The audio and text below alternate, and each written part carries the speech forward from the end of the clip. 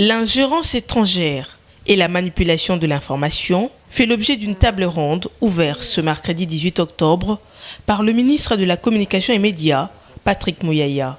L'objectif principal de cette activité est de définir les menaces et défis concernant l'ingérence étrangère et la manipulation de l'information dans le contexte de prochaines élections présidentielles. L'initiative portée par la délégation de l'Union européenne, parce que vous savez que nous sommes à un mois du début de la campagne électorale et qu'il est crucial pour nous de débattre sur ces sujets, notamment de la désinformation, parce que pendant la campagne électorale, il y en aura beaucoup entre adversaires politiques, mais aussi de parler de cette influence étrangère, parce que nous, dans la guerre que nous avons avec le Rwanda utilise beaucoup des trolls et beaucoup d'éléments perturbateurs de l'environnement médiatique congolais. Et donc c'est important que les journalistes participent à ces travaux, comprennent le modus operandi et ces dotent des informations permettant de reconnaître ou de combattre toutes les mauvaises informations qui circulent. Et donc nous accueillons plutôt de manière positive cette initiative.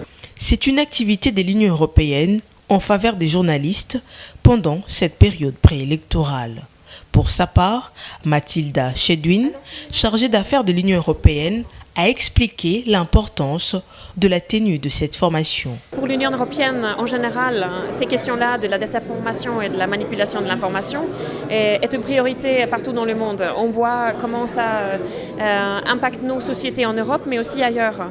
Alors, on veut accompagner nos partenaires dans l'échange sur le sujet et aussi outiller les acteurs pour mieux faire face aux défis de la désinformation. Mathilda Chedwin a par ailleurs précisé que l'Union européenne apporte son accompagnement à la presse congolaise à travers des appuis directs au secteur de médias et aussi aux autorités à travers le CESAC, sans oublier la société civile.